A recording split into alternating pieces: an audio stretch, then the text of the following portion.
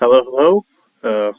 Welcome to the show. Another post-game recap for Iowa men's basketball. Just going over their 92-84 loss on the road at number 8 Creighton Tuesday night. I'm pretty good showing in many ways. A lot of respect for the Blue Jays. I don't know if I'm quite as high as I would have been on them this year as I was last year. Side note, I had them as the runner-up in my bracket for the tournament last year, and they made it all the way to the Elite Eight, and you can make an argument they maybe should have gotten further. They got kind of gypped at the end of their Elite Eight game against San Diego State on a foul call, if I remember correctly. So a lot of respect for them. I don't know if I like them as much this year, just because the point guard has just kind of been lackluster the two times he's played Iowa in his career. I don't know how I feel about him, but lots of respect about the way they do things. And the fact that you can go on the road in a really, really tough environment and play a competitive game and put them in under real game pressure, this says a lot about the team. That being said, it's still kind of frustrating for a variety of reasons. Firstly, you score 84 points in the road and you put together overall a solid offensive game. It just feels again the defense isn't consistent enough again. That can be frustrating. It's frustrating for the coaches and players too, I'm sure. But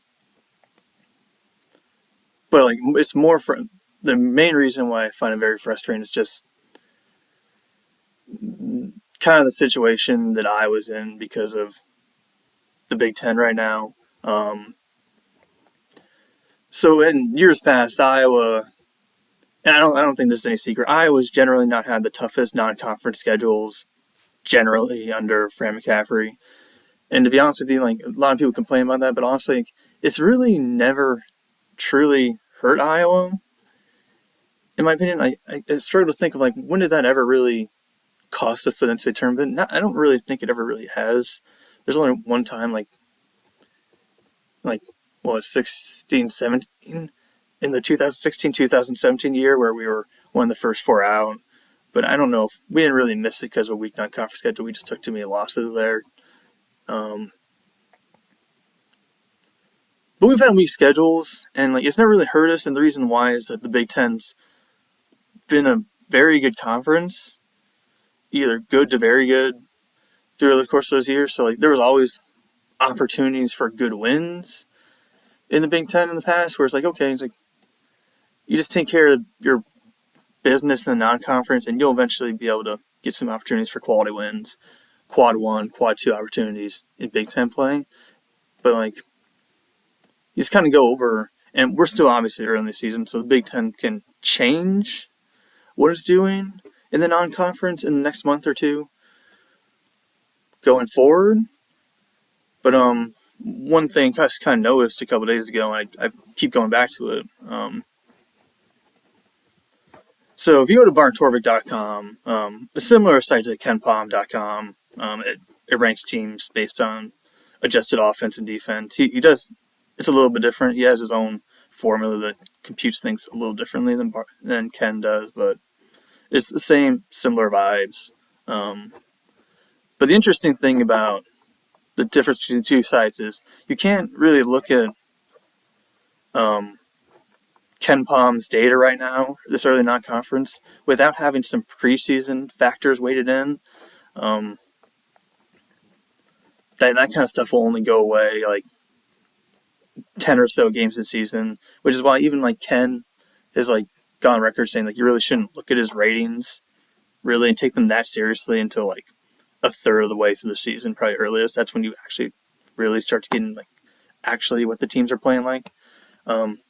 But in Bart, he actually has a system where you can actually look at ratings without the preseason factors weighted in. Now, his normal ratings have that preseason stuff weighted in there, but on his ranking page, if you change the start date to the first day of any given season, which is that first Monday of November, generally, you can get an idea for how teams are performing without that preseason stuff in there. And if you take a look at that, the Big Ten's absolutely struggling right now. There are 8 teams who have a ranking just based on what they've only done this year. They're sub 100. And amongst the 6 teams that are better than 100th nationally right now, 3 of them are Penn State, Minnesota, Nebraska, teams that people would probably be anticipating either being 10th or lower in the Big Ten standings later in the year. And Iowa's actually rated 3rd based on just what they've done this year. And Iowa's played pretty well generally.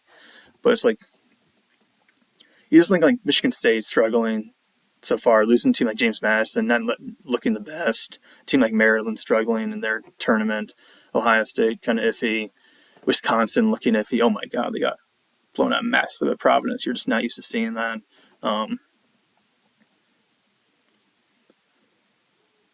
We're kind of used to the Big Ten being a 7 to 9 bid league going forward. Or I guess in the past, it might be more like 4 to 6 bids, which seems like weird given what we've done the last couple years in the Big Ten. But we might be looking at that situation if this trend continues. And if that's the case, like, there might not be that many great opportunities in the Big Ten for quad 1 or 2 win, or quad 2 probably a lot, but quad 1 wins. So if Iowa doesn't do things in non-conference, we might not be able to make it up come later in the year, which is, you don't want to say like a game like this is a must-win because it really isn't. And Iowa will have more opportunities in this non-conference going forward, but you really do have to start taking advantage of some of these opportunities when you do have a chance. And we did have a chance in this game. You start to take advantage of some of those opportunities, because if you don't, we could have a good Big Ten season with like 11 or 10 wins, which in the past has been good enough. It was good enough last year. It's debatable whether it's going to be good enough this year, just going around 500 in the Big Ten. And I think Iowa can finish 4th, 3rd, 5th in the Big Ten. I don't think that's impossible, obviously, because we do have talent, but you don't want to have to do something like that. So hopefully, again, just losing this one game doesn't obviously derail our tournament chances because it's just one game, but it's a missed opportunity to get a signature road win that will 100% be a quad 1 win the rest of the year. I don't know if I think Creighton's top 10 good, but they're definitely top 15, top 25 good. That's for certain. And they are a very good program. But yeah, if I feel like I'm harsh at points, just keep that in mind. Like I'm mostly harsh just because it just feels like we let a really great opportunity slip by. But the season is still yet young. There's still a lot to go. So anyway, getting that out of the way, it's still a really good performance, but I think it's probably fair to talk about the inconsistencies you see on defense. Really,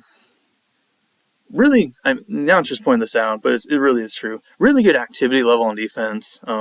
Really active hands in that first half. And just not the same in that second half, unfortunately, particularly at the start. And it's kind of emblematic. So I look at someone like Pat McCaffrey, and I would not normally rate him as one of Iowa's better defenders, if I'm being honest. I think the stats mostly bear that out, and the eye test kind of bears that out too. He's not one of Iowa's better defenders. But honestly, even the first half, I was watching wow, this is legitimately kind of one of the best defensive first halves I can remember from Pat. He was legit making plays and wasn't making mistakes. Wow, that was really good, and it was really nice to see. But unfortunately, it's in the beginning of the first half, it's and he wasn't the only one doing it. It was just kind of something it's the only one making mistakes. It's just kind of I think emblematic. It's that was a lot better than you would have expected in that first half, and it just wasn't the same in the second half.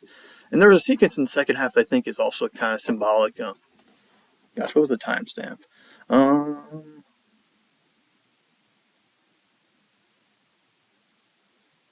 I forgot to write down the time. But anyway, there was one sequence, and the announcer pointed this out too, where Creighton was looking to set up a high-low opportunity for Kolkbrenner and Trout. And Pat did no, it was actually Mason Miller. Yeah, it was Mason Miller, yeah, because he was the one who made a shot sort of after. But anyway, there was a high-low opportunity between Miller and Kolkbrenner being set up. And Pat did a really good job getting his hands on the ball reversal to help stop that high-low opportunity. That it would have been a score because Goldberger had a good position down low. But he got his hands on the ball as it was coming to Miller, and that kind of blew up that opportunity and forced him to reset. And the reason I say it's symbolic is that's a really good start, but as the possession goes on, it's like you see a situation where Miller comes off a ball screen, and Pat just gets caught up on the screen and just leaves the ball.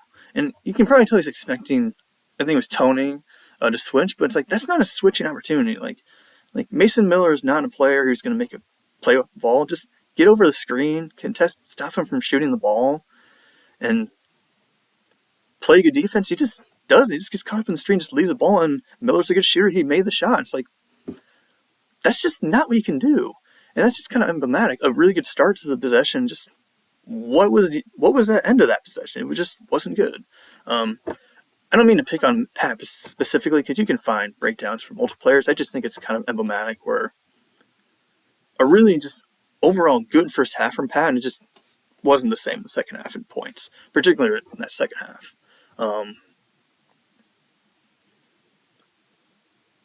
I kind of went to bat for Josh Dix defensively as like a really good defender, and I won't say it was bad because he did have some good moments. He forced a travel on Shireman, but there were also some moments where it's like, I just thought he could have maybe did a little bit better. Just because I think highly of him as a defender, I feel like he could have done a little bit better today, honestly. But again, not just him. It was a variety of other players who made mistakes. It was a team effort.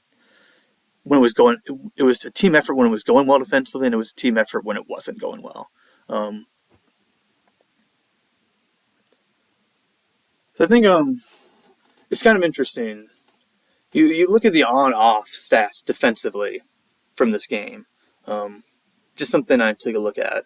It's like, okay, like who really stood out defensively? It was really interesting. So Iowa gave up over a point per possession in this game, which is above average. It's not, and it was much higher than the point per possession. It wasn't particularly that good.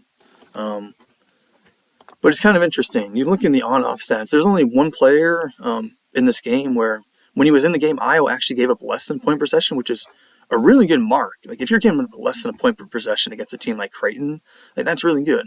And that player was Freeman. And so like, just thinking back on it, like, okay, like, why was that? Why was Iowa so effective when Owen was on the floor defensively? And the thing about it is like you just kind of think about it. And I kind of made note of this in the North Dakota and the Quincy game thoughts. Just really active on the perimeter defensively. Really active hands. There was one point in time when like helping on a ball screen and whoever the guard was for Creighton at the time who had the ball, looking to make the pass, and like really quick to get his hands up and get a deflection on it. Just stuff like that. And like 3 blocks in the game as well. There was one time when he was able to effect a floater on one of their guards as he was coming along baseline from the left. So like just like really active defensively, but honestly you can make argument like at the same time, like almost too active defensively sometimes. Like particularly, I'm thinking about his second foul in particular is like, just like, okay, that's just a really unnecessary foul. Colton Brenner was trying to post him up. He didn't have super deep position. He probably would have been somewhere in the range of 10 to 15 feet away from the rim. So like, not really a threat to score. Because Colton Brenner isn't going to take that mid-range shot, and it's just too many dribbles to get to the rim. He's not going to be looking to score there. But despite that, like he has Owen pretty well sealed off. Owen's not in a position to get the steal. Yet he still tries to go for the steal. He tries to go, and he goes right through him, and he picks up that second foul. And it's like, and you're starting to see a little bit of a trend. That's like, okay, he's picking up a lot of fouls that he just shouldn't be. Trying to play a little aggressively, which you like the fact that he's trying to make it play defensively. And he did make plays defensively. But it's also like, okay, rein it in. Because like you can just tell like he's a really, and like I'll really go into it like as we as I talk further about him, but like you can tell, like, oh man, he can really be important for this team in so many ways, and clearly showed his importance defensively in this game. So it's like, man, just try and stay on the floor. Don't pick up cheap foul like that. Yeah, it's just like the highs and lows. But you can see the defensive potential, and there's something there. And it'll be interesting to see how his defense develops throughout the course of the year. Does he develop maybe some better habits while still maintaining his aggression? Because that would be really helpful if Iowa can have that presence at center. Because debatably the most important defensive position on the entire floor, maybe along with point guard. And I hate to kind of keep being a dead horse because I really do like him individually as a player, but I've noted how Lodgy just, if you're being honest, if you're really watching the game, it's like really being honest, he's probably the weakest defender on the team. Lodgy is, and there was and I think most people saw that he got his ankles broken by Alexander on that one step back where it's like, oh man, it's like feet were like stuck in mud almost. But there were a couple instances beyond that where it's like, again, like he just isn't the most laterally gifted player, even though he can be explosive vertically, blocking shots or what have you. So like, and I like him as a player, but you can just still tell there's a struggle. There's one sequence. What was the timestamp on that guy?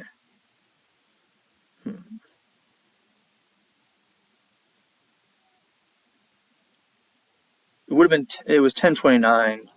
There was a 10:29 mark in the first half where Creighton had a baseline out of bounds underplay, and they weren't getting anything out of it, so they just were looking to throw it back up top to Kalkbrenner because he's a big target, and then they're just going to probably reset their offense. And if you know anything about Iowa, you know that Iowa goes zone in that situation generally, and the reason why Iowa goes zone is just to do exactly that. They want the team to just throw the ball up top and reset their offense. They don't want them to be able to score like directly out of the out of bounds play. And as Kalkbrenner was going back to receive the pass, Lodgy was the center in this case because Owen was in foul trouble, and I don't think Ben wasn't in the game at the time. So Lodgy was the center in the play, and instead of staying back in the middle and trusting his guards to handle Kalkbrenner while he's away from the basket, because he's not going to be looking to score from there if he's contested slightly. Lodgy instead went with him, and he stayed out there. In fact, he even drifted a little bit to the left wing to guard another player. It's like, no, that's just a mental breakdown. And Peyton had to cover from the corner of the zone to the middle of the zone, and eventually the ball found Kalkbrenner in the middle, roll into the basket, and like Lodgy wasn't in position, and obviously none of the other players in Iowa are really capable of contesting a 7-foot center like that. So naturally he got fouled. And it's just like, there's some mental breakdowns like that where it's like, it's not just like a lateral movement, it's also like, there's just some mental breakdowns there. But again, he's a freshman, he's still growing, and you expect him to hopefully get better offensively as it goes along.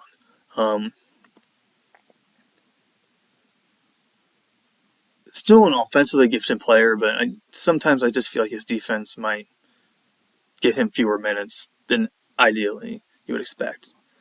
I do expect a massive breakout from him next year, though, which I've gone over. I think he would make a really good college center. Really good changeup from Owen. A changeup pace-wise from Owen with his ability to shoot. Yeah. There's also just a lot of breakdowns, and it's also really frustrating to see Iowa go zone in the beginning of that second half and just immediately just get outnumbered and give up a wide open dunk.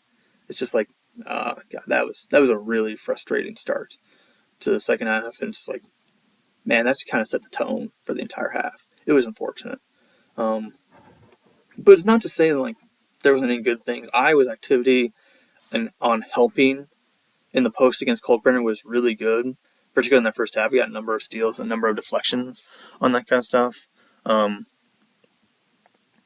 So I don't want, like, you give 92 points, and part of that is Creighton is legitimately a good team. But there were some signs of life. You just wish they had stayed more consistent and given them a better chance to win the game. So, I don't know, just kind of transitioning to what I made of the offense. I kind of want to start with Peyton Sanford. He got in foul trouble, and I don't speak to the fouls. I don't remember.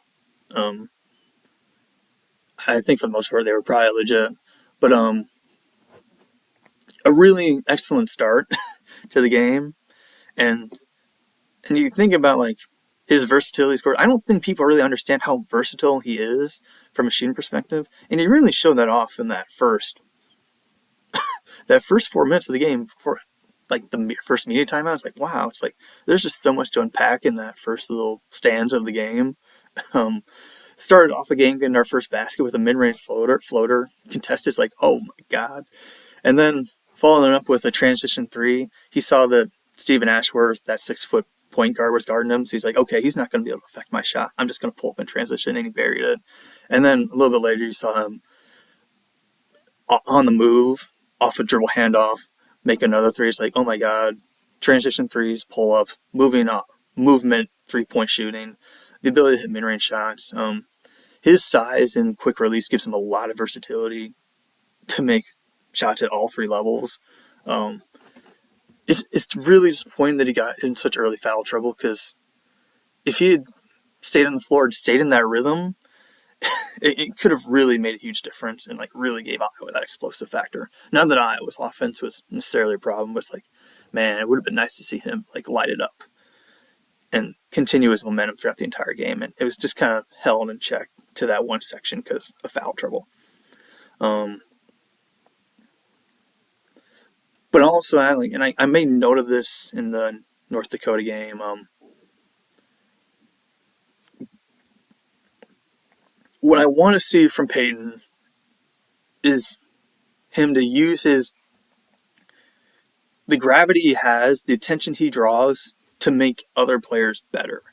And like it's really noticeable in that near the end of the game, where it's like, okay, it's like he's really hunting a shot. And I know what he's thinking, like, okay, like I'm the go-to offensive player in this team. I'm the one who made those shots against Michigan State. He hit some clutch shot last year at Rutgers late in the game. He's the one who hit those major shots to give us those huge wins that we really needed to make the NCAA tournament. And he understands that. The team understands that. But the opposing team now also understands that. He's first on the scouting report. They know we're looking for Peyton late in the game. And like you have to understand that, and like that shot where like, and I didn't. The TV didn't give the best angle whether he got fouled on that last shot when it was a 5-point deficit. It also might have looked like his feet might have gotten like tangled a little bit with Shireman, but like there was too many bodies in the way. I couldn't quite make out whether there was actually any contact there or he just fell down. I couldn't make it. The angle doesn't really give you a good idea whether he did get hit on the arm or anything. I trust him that he's not lying that he got fouled, but I just don't know. But regardless of whether he got fouled or not, he had two players flying at him and contesting the shot very well. Move the ball. Find your open teammate. I didn't watch the Alabama State game, but like it was kind of a continuation of what I thought from North Dakota. It's like he had 4 assists in that Alabama State game. It's like, okay, it's like you're the best player. The best player on the team has to do something to help make his teammates better. And he did. And it's just like, okay, it's like use that shooting gravity, use that attention to find an open player. And they might not directly shoot it, but maybe that player can drive to the rim and create another opportunity for one of your teammates, or maybe they might get the ball back to you. Get the defense rotating, get the defense moving, and you'll probably find a better shot than what we had. And all of a sudden, like, hey, it's like, I don't remember how much time was left. I think there was still going to be a difference between shot and game clock. If Iowa even got a layup there, okay, it's a one-possession game, and we probably wouldn't have been able to get a stop because we're not the best defensive team, but hey, at least he would have put actual game pressure on Creighton that they had to score. And just kind of bailed him out by just taking a really tough three that was well contested. And that's just disappointing to see because I really think it's important that he starts because I think he's a good passer, and I think he has that mindset at times, but he's also like a shooter first, clearly, and he wants to, like, he's looking for the shot, and he understands, like, okay, it's his responsibility to score, but now it's his responsibility as the best player to make his other teammates better. And I think he'll eventually get to that point. It's just like, I just wish he would have did that late in this game, and it's just a little bit unfortunate.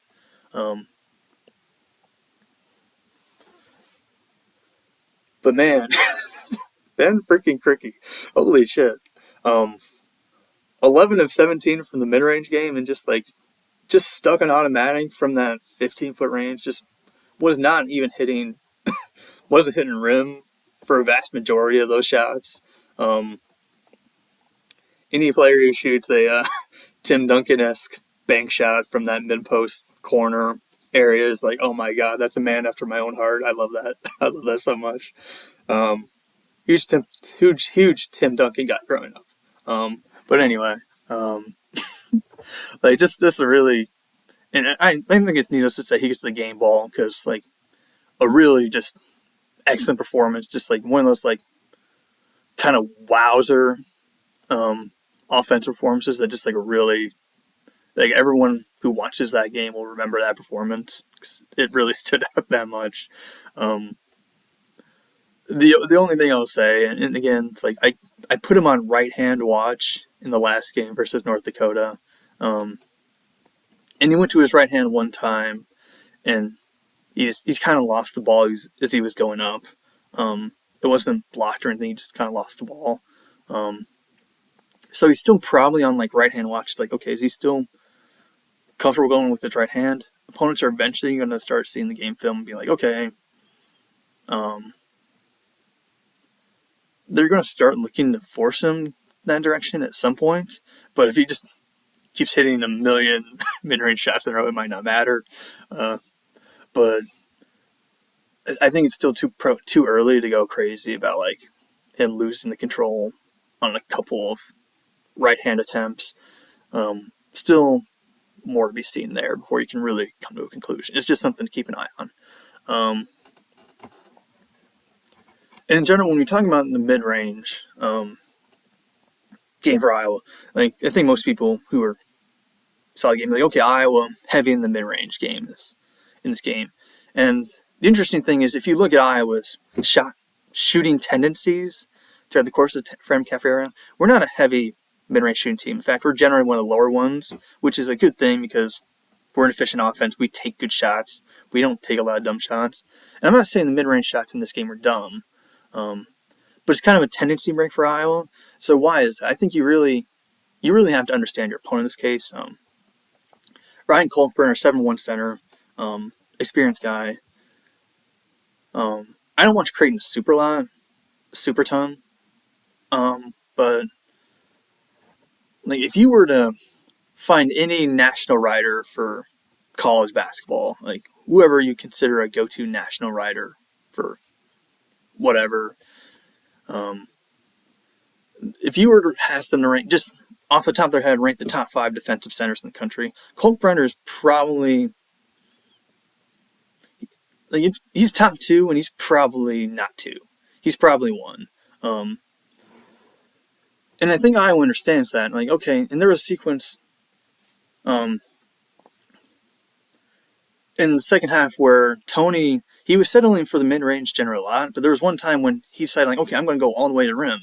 And Kolkbrenner blocked his shot, and it led to a transition run out for Creighton early in the second half. And like that's what happens when you take it at a guy direct like that. He's going to make you pay for it. So Iowa, like you normally say like that mid-range shot is like, the analytics say that's not a good shot. But you have to think about like what makes sense in each individual game. And in this game, that shot was the right shot. And Iowa shot a good percentage on that. It was mostly Cricky who shot really well. There were some inconsistencies for other players. But like that shot was open, and it's the right shot to take against a guy like that. If you're not able to get a 3-point shot. I think you can maybe nitpick and say, like, okay, it's like, if Kolkbrenner's playing drop coverage, if he's looking to make plays around the rim, like, just take a couple step back beyond 3-point line attempt there. But if your comfort level is the mid-range and you're open, like, you can't really criticize Cricky too much for the way he shot that ball, because it was insanely effective. And it really kept us in the game. But again, like, people say like the mid-range shot is ineffective. Like, just driving willy-nilly straight into a great shot block like that is not smart basketball. And it kind of reminds me like, and I feel like just some teams get in trouble with that. Like, I particularly remember, and this is kind of a side note, one kind of team that stands out to me in that way is Alabama basketball. Particularly, like, I remember their loss last year in the tournament versus San Diego State. I'm just watching them play, and San Diego State's a really good defensive team with shot blocking around the rim. And Alabama State is one of those teams that just refuses to take mid-range shots. And it was really infuriating to watch in that San Diego State game, because it's like, guys, they're just blocking your shots and affecting your shots over and over. Take a floater. Take a 10-foot shot. That's wide open. It's the shot they're giving you. Take the shot. And they lost to San Diego State. They didn't have a very good game. It's just like, and that's where, like, you can't just say, like, never shoot mid-range shots when it's the shot that makes the most sense in a game of possession. Provided you make them. But, like, you watch a team like that, it's just like, and they have their own struggles in the tournament, because I just feel like they're too reliant on that only shoot threes and only take layups approach. And I just think, like, against good defensive teams, you have to be willing to take some bad shots every now and again. You have to be able to take, like, a floater, a 10-foot shot, because good defensive teams are going to take away threes. They're going to take away shots around the rim. You have to be willing to take sometimes you have to live with not having the most ideal shot in the world. This is D1 college basketball. You're not going to have a perfect shot every single time down floor. And I think Iowa did a good job of, like, understanding, like, hey, we have to probably live in this mid-range today. And we were effective there in good portions of this game. The only thing I'll say on a couple occasions is it wasn't like all the time. It was like only like 5, 6, maybe 7 times that I can really recall. But it was particularly happening in that first half a lot where. So I talk about, like, okay, like, don't be afraid to take the mid-range shot, but there's also just like smart approaches to getting to that point. And there were a couple times, it was particularly in that first half, a couple times, where it's just like, and it was all of our primary ball handlers, Tony, DeSante, Brock, they were all guilty of this at points in this game. So I don't really want to out anybody for making this mistake. And it was clearly a point of emphasis for Iowa to, hey, we might have to settle for mid-range shots, so don't be afraid to take them. But still, that being said, it's like, there were too many instances, particularly in that first half, where it's like either no passes or no ball reversals, straight dribbling into a mid-range shot. It's just like, man,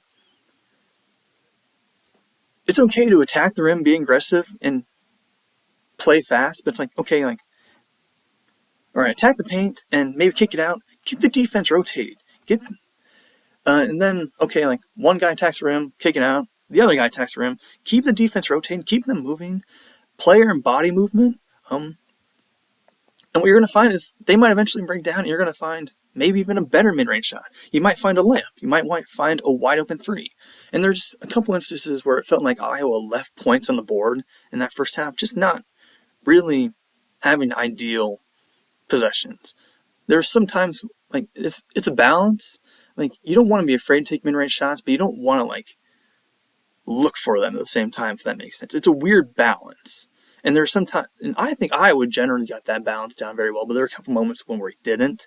And I mean, we were down 5 at the end. Maybe if we score only on one of those trips, 2 of those trips, all of a sudden, like, oh wow, it's a 1 possession game. Maybe we're winning late in the game, and like that changes everything. It's just like it's a little frustrating to think about that looking back on it. But again, it was multiple players. I don't really want to out anybody. It was just clearly the game plan to look for the mid-range. Just a little bit more body and player movement at times. Not a lot.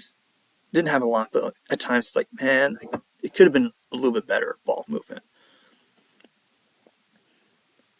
But oh man, like Owen Freeman is, if you tell me like even like a year or two from now that he's like first or second team all Big Ten, I'm probably just gonna be shrugging to like, yeah, probably, maybe, sure. You just totally can see it. It's like it's really evident, like his willingness to take it straight at an objectively elite defensive center like Kalkbrenner and scored a couple times. And there are a couple times where it's like, even though he didn't score, it's like, oh wow, it's like that was close, and he looked so comfortable doing it. It's like you totally believe he's going to be able to score the next time, and he did in a couple of cases. And that's a really good player you went up against, a 7-1 center like that. And right and left hand too. He shows really good spatial awareness, really good awareness. Like, okay, it's like this is an opportunity. There's one time he spun baseline, right? It's like, okay, it's not there. I'm just gonna like keep the ball moving, whatever. A couple times there's like traffic around him, and he's like navigating, like he's holding the ball. And he's aware. It's like, okay, I don't want to have a turnover here. Keeping the ball high, just where he's not gonna lose it. Shows the ability to shoot from the mid-range. Just a really calm presence. Iowa was almost playing through him. And against the center like Kalkbrenner, the fact that Iowa was willing to play through him is honestly insane as a true freshman. It's legitimately insane. Again, like, maybe he's over-aggressive sometimes defensively, but he can still make plays defensively. But, oh, man, it's like the next great Iowa center. And Longy Dembele, again, just a continuation from what I've made note of him, just a really effortless, no wasted movement, 3-point shot, a shot. Like, he just projects to be just such a really good shooter to me. Those two as a center combination next year is like, and hopefully both stay, and that's something I have to keep in mind with the transfer portal nowadays. But like, man, like if we can manage to keep those guys around, and I'm not saying like they're going to transfer. I don't know. I'm not an insider or anything. I'm just saying like that's something you always have to keep in mind when you have multiple good players at a position. It's the transfer portal. But if we can manage to keep those guys around, oh man, the center position is going to be really good for Iowa next year. Oh man, like it's just kind of insane. It's like, and I've said I really like Owen. Like Ben had a really good game. I still honestly might think Owen might be the best center on Iowa's roster by the end of the year. And I don't necessarily know if I would bench Ben right now, particularly if he's going to play like he did today, because, wow, that was incredible. But, like, man, just look forward to Owen starting next year, and, oh, man, like, he's going to absolutely rock it next year. Would not be remotely surprised if he's first or second team all Big Ten to me, and if he's Iowa's leading scorer. Like, if he can bottle what he showed in that second half Tuesday night, and project it going forward, because it was like, this is something really to work with. That was just so awesome to see. So I think we can kind of get into awards right now. Again, a good performance against a really good team. There's no shame in losing. There's plenty of opportunities going forward that hopefully we can take advantage of. Because I think this is a team that's still capable of making the tournament, and maybe we don't make the Sweet 16 or anything, but you have to at least get to the tournament and take your chance. You have to at least take your chance.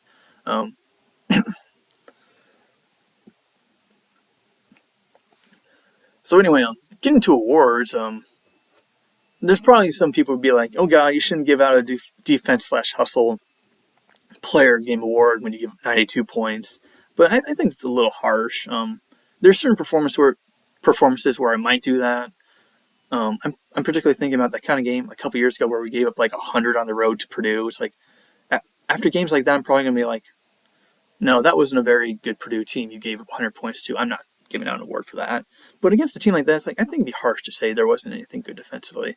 I want to shout out Tony Perkins in this case. He's going to win my award here. I noted that Owen had maybe the best on-off defensive stats, but to me, it's like, if you also look at those on-off defensive stats for Tony, it shows his importance.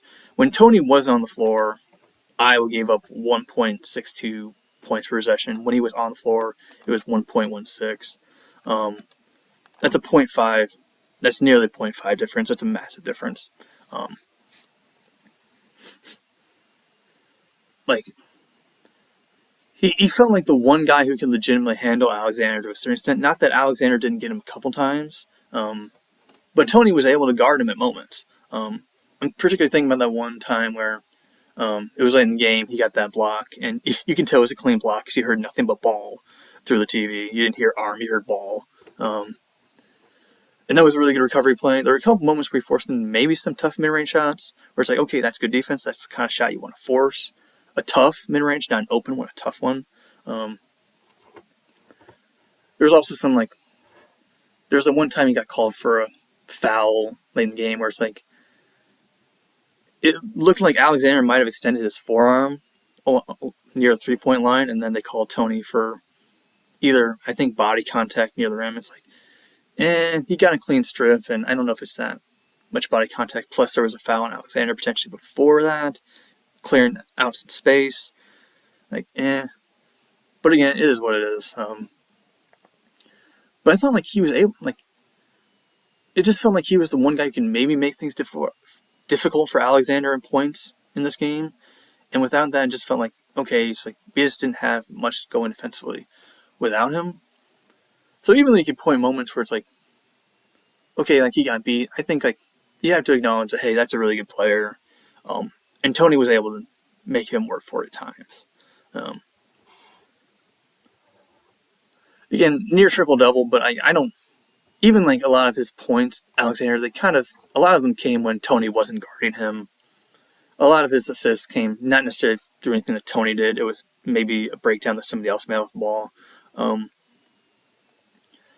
So, like, I think you could either give this award to Owen or Tony, just thinking about, like, the things I saw defensively. But Owen was just a little bit, still just has some stuff to work out from a foul trouble standpoint, which is the one reason why I say I would give it to Tony in this instance. And multiple good steals, really good activity in this game as well. And I hate doing this. I give him this award, but this is just kind of like something I do also want to point out. And I don't like doing this because, like, I'm making snapshot judgments based on things, interactions. So, like, I only see, like, once or twice a week. I'm not in the practice thing or anything, but it's like, there's really only, like, there was 2 instances of just like body language frustration with his teammates. And not saying he's even necessarily wrong in those instances. There was one time in the first half where, if you remember, Price pulled up from 3-point range, and it was a 2-on-1 fast break. And like I don't even know if I necessarily mind that pull up from Price just because he's a really good shooter. But Tony was the one running alongside him, and it probably would have been Ashworth as the point guard getting back on defense first, and he's obviously not going to be able to stop a guy like Tony around the rim. You can tell after Price shot that Tony was frustrated, and he kind of threw his hands up, and he was a little bit slow getting back on defense. And I'm not even saying necessarily Tony's wrong there, because he probably would have got the layup. It's also like, just like keep the emotion in check a little bit there. And then there was a moment near the end of the game where it's like we were down 7, and Pat got an offensive rebound, just kind of like just went back up with it for a 2-point shot instead of kicking out for him. He was wide open for 3, and he kind of showed some frustration there. And after Pat missed the first free throw, he kind of like, instead of like slapped his hand like this, like that, it's like one of those get out of there kind of slaps. But in fairness, after that, I think he recognized after he did that, like, oh, that I shouldn't have done that, and he gave him a proper high five, and like he might have mouthed sorry, I couldn't quite see his face. So I think he acknowledges that, like, okay, I probably shouldn't have done that, which I think takes some maturity, because everyone has moments of weakness. We're all human. I think it takes some maturity, honestly, to like be able to immediately look at yourself and be like, no, I probably shouldn't have overreacted like that. So I want to give him the benefit of the doubt and say, like, okay, I think he understands, like, hey, I probably shouldn't have done that. We're cool. I don't want to overreact to that too much. It's just something I know. It's like, like if you want to yell at the refs, I don't really care. Coaches, players, you can yell at the refs. Hell, you can even yell at the other team. I don't really care. But yelling at your teammates, I don't like that so much. But again, I think he acknowledges, hey, I probably shouldn't have done that. So it doesn't bother me too much. It's just something like, I hope it doesn't become a thing. I hope that, it does become a thing. But as that being said, he gets my defense slash hustle player game. He legitimately made an impact on the game defensively. And I thought he had several great moments offensively too. That step back three is like, oh my lord. You don't know if he has that in this game, but yeah, a good game overall from Tony. And as I said a little bit ago, game ball goes to Ben Cricky. I mean, it's just a performance that everyone who was in that building will remember. That was insane. And the Tim Duncan-esque bank shot just wins my heart right over. It just wins my heart. That was a really fun performance. And not much more to say than that. Looking ahead to the next game, I don't really. Again, I said this in the North Dakota game. I don't really want to preview teams that are ranked 150th or whatever higher in KenPom. I just don't want to. The only thing I'll say about Arkansas State is they somehow gave up 100 points to Wisconsin. Like, how does that happen? Like, I think I looked at some stat just before I got on here. It's like, how many times has Wisconsin done it? I think there was one stat on social media I saw, just like searching social media. It's like, Wisconsin has only scored 100 points 3 times since like 1995. It's like, how do you give 100 points to Wisconsin with their pace? How do you do that? But it's like, like, okay, like if they're that willing to play that high tempo game against even a team like Wisconsin, like there's going to be a lot of points Friday night versus Arkansas State. That's pretty much all I have to say preview wise. Hopefully Iowa wins, but like, man, that's just like, how do you give 100 points to Wisconsin? That's just insane to me. But anyway, I digress. This is overall a good performance versus Creighton, and I think there's a lot to be excited about for this team going forward. And it's nice to see the young guys get in there and legitimately hang with it felt like they were competitive, particularly in the second half, with a really good Creighton team playing their young guys. And that's really good to see. There's a lot to look forward to, I think, this year. And with that, I'll see you later.